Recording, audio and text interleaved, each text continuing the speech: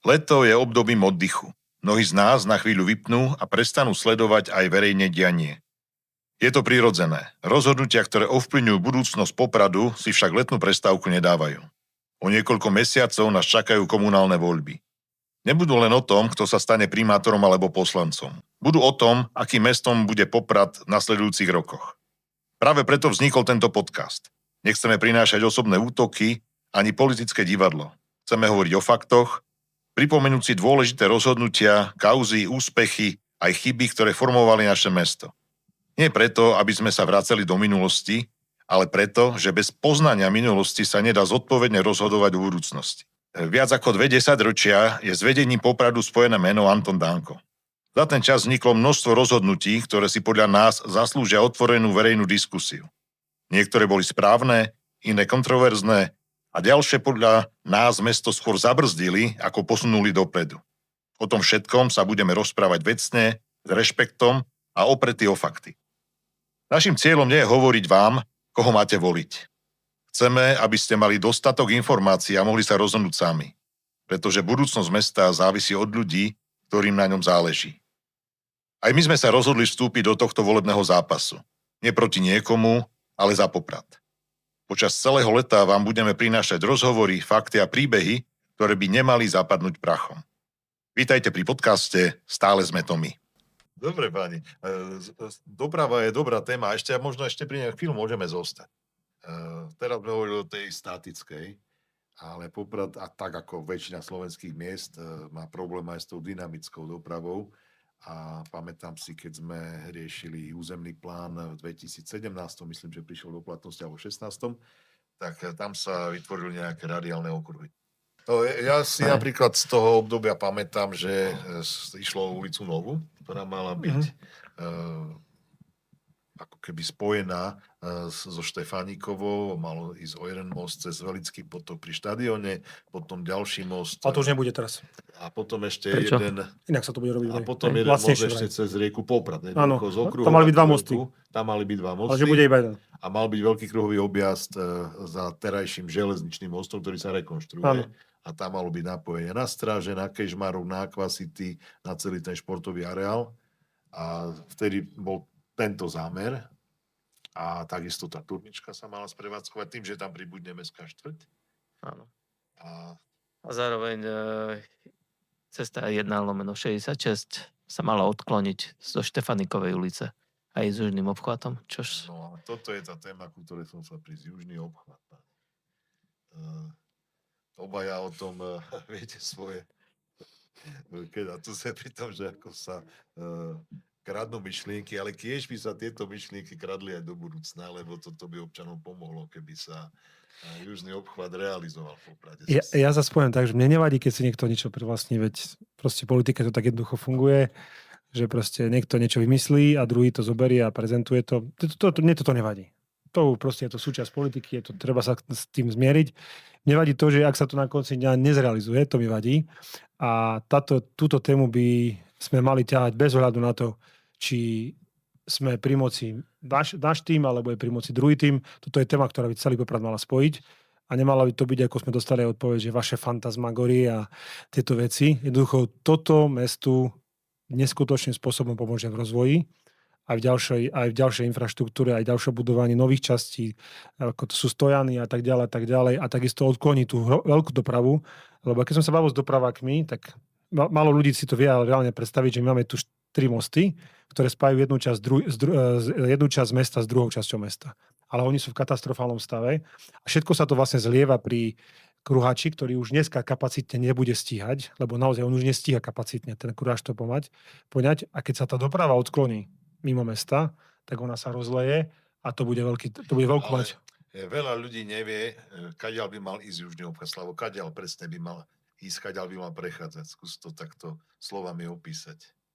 No južný obchvat vlastne by mal, ako sa vychádza z Kvetnice, prichádzame pred garáže, náš krásny vstup do mesta Poprad. Dôstojný, tak...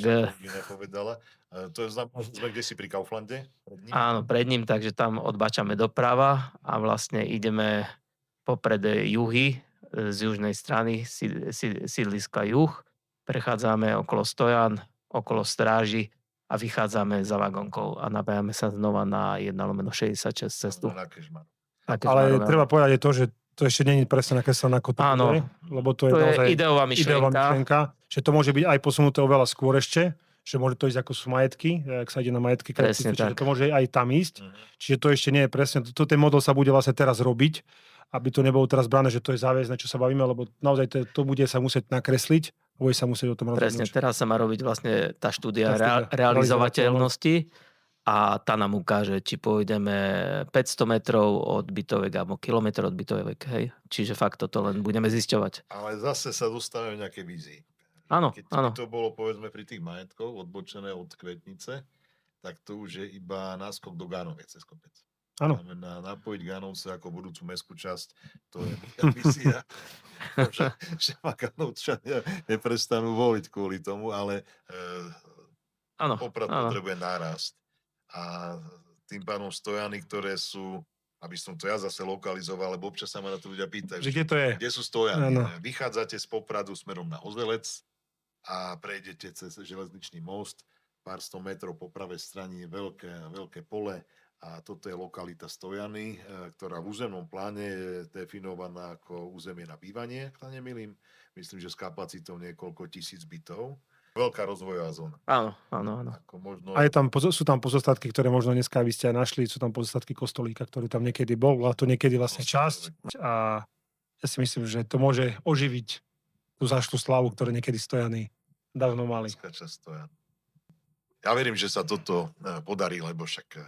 A to hovoríme zase o vízii, o projektoch, ktoré tu budú za 20, za 30, možno za 40 rokov a možno sa nedožijeme niektorých vecí, ale opäť, dneska sa to musí začať riešiť. Dnes vláda rozhodla, že sa to začne riešiť. To, ja si pamätám, a to si aj vy pamätáte, keď sa riešila diaľnica od Žiliny na Prešov, a boli veľké diskusie, či severný alebo južný variant. Či to pôjde tam, ako ide dnes, na severe, alebo či to pôjde smerom poza Svít. Myslím, že sa tam spomínala ešte aj Hornácka dolina.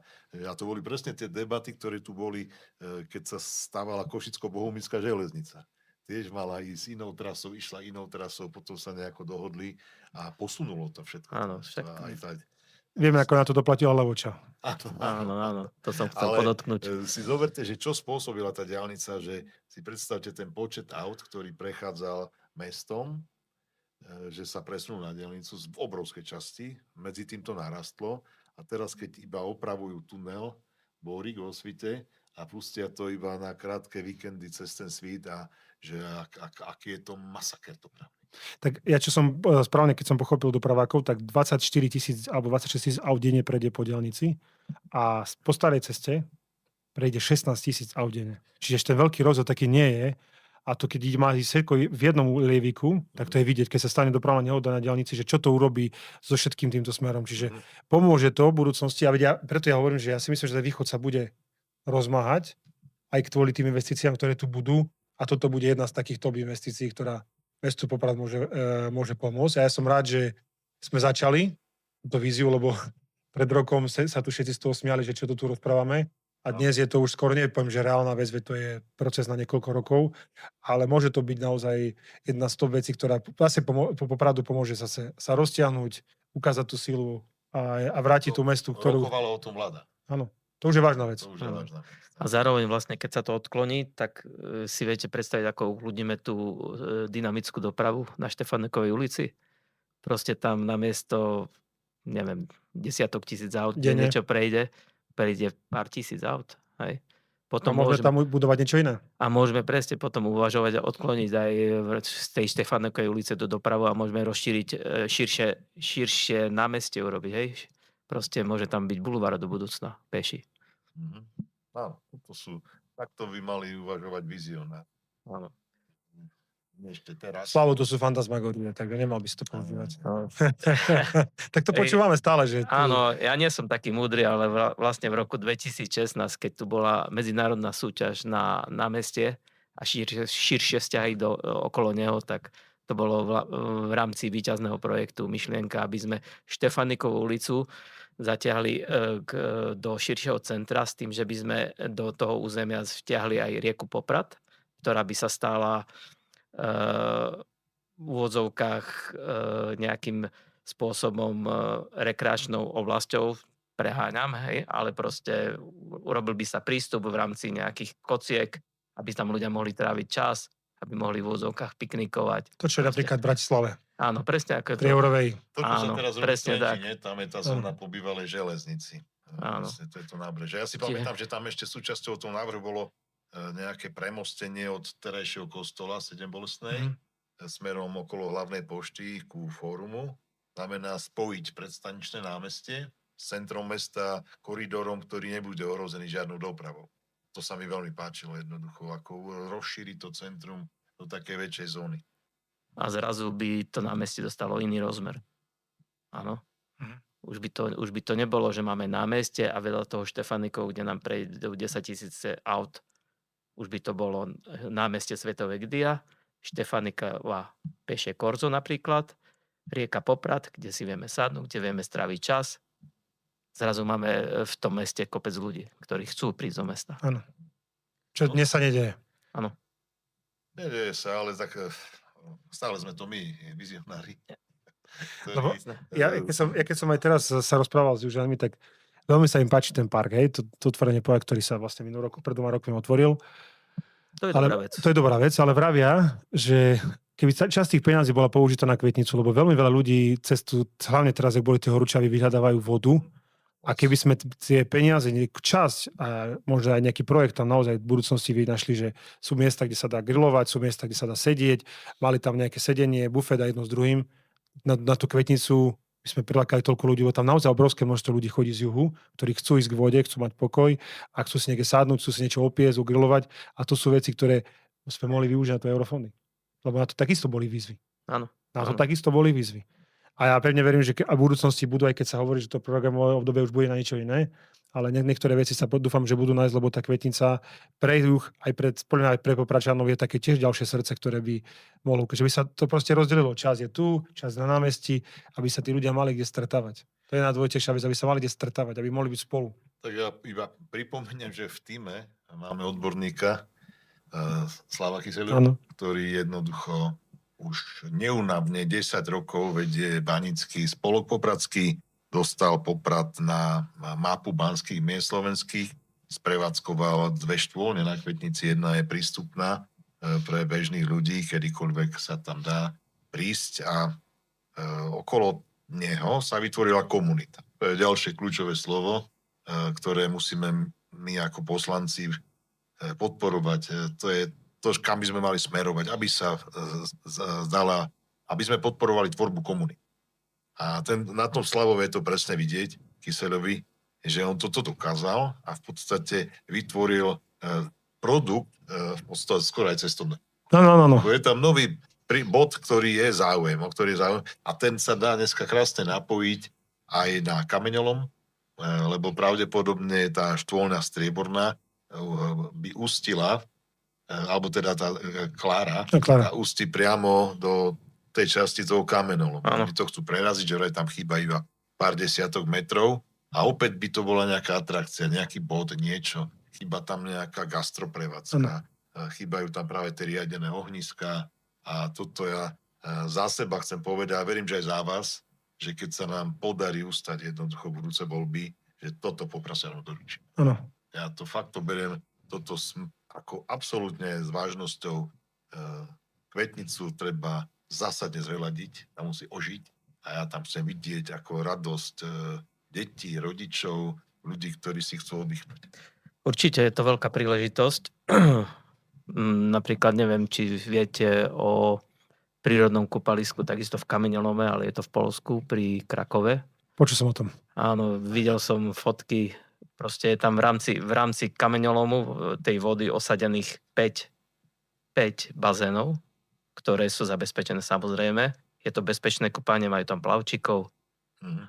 Čiže to isté, my máme takú istú príležitosť, nemusíme ani nič vymýšľať, stačí nám len dotiahnuť ich myšlienku sem a v priebehu fakt, keby nám vyšli na tieto veci eurofondy, čož by mohli, máme to tu v priebehu 3-4 rokov. A možno netreba hovoriť toľko o eurofondoch, lebo však nemôžeme celý rozvoj mesta postaviť na eurofondoch. Ale prečo nevyužiť, keď sú? A ja teraz využijem túto situáciu. Jasné, eurofondy keď sú, Treba treba ich ich využiť, dobre investovať, ale mesto by si malo trošku vedieť pomôcť aj samo, tak má nejaké dáne, ale môže mať aj mestské firmy. A ja som dlhodobý zastanca toho, aby mesto podnikalo v oblastiach, ktoré sú príbuzné s tým, čo mesto má, aké má povinnosti. Urobili sme to v oblasti tepla. Popradská energetická minulý rok zisk 700 000. Kým to bolo v portfóliu Veolie, tak sme mali zisk 100-120 000. Nepomerný rozdiel. A Igor, akože, keď si vezme, že keď by si raz pôjdeš na dôchodku, No.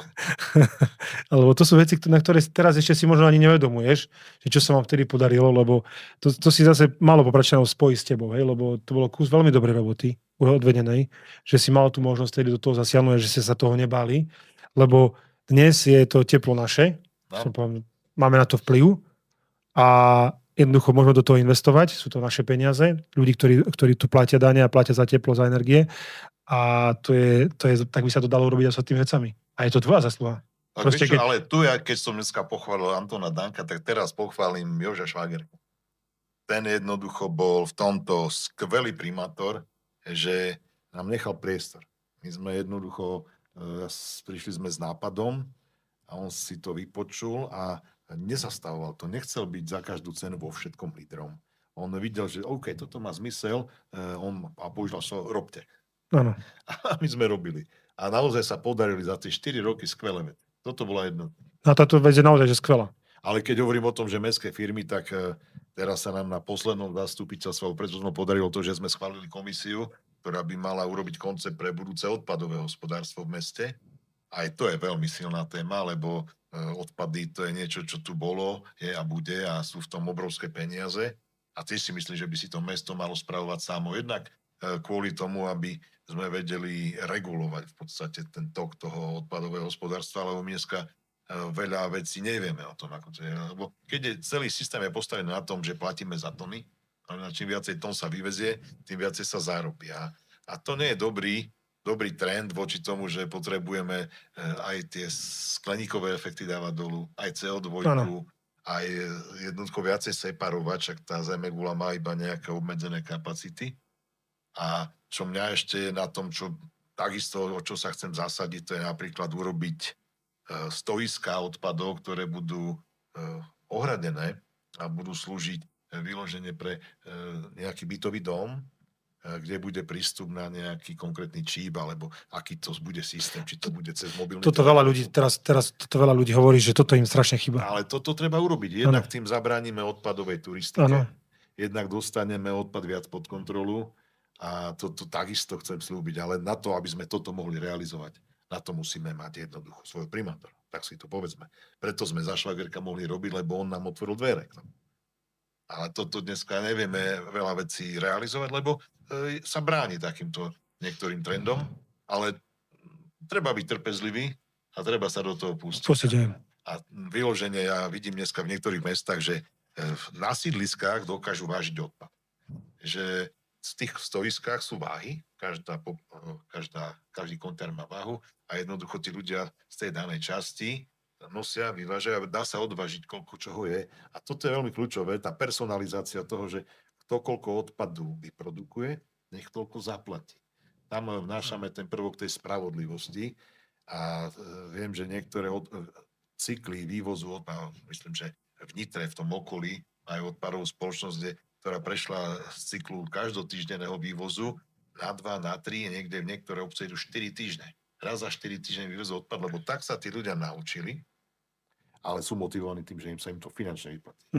Že dneska, keď my od domu dneska ráno odvážali odpad, tak som ju otvoril, a v tej chvíli som tam bola a tam bolo asi tak 10%, možno jeden sáčok. Vozíme vzduch. Áno. A platíme. Toto jednoducho treba nastaviť v nejakom tom koncepte. Na to sú tie komisie. Tak sme tvorili komisiu o parkovaní. Teraz chceme komisiu, ktorá bude riešiť odpady a potrebujeme všetky čísla. Kde sa tvorí odpad, koľko sa ho tvorí, koľko sa separuje, koľko ľudí treba na to, kde to budeme vyvážať, lebo my nemáme koncové zariadenie v podobe skladky. My musíme za to platiť. A toto všetko si musíme navnímať. Možno na konci zistíme, že že tak, ako to je to lepšie. Ale my dneska nemáme túto informáciu. Že sme hluchí, slepí a tu isté v oblasti aj ďalších. Ale Slavo. Súhlasím, nemáme sa rozhodovať na základe pocitov, ale na základe dát.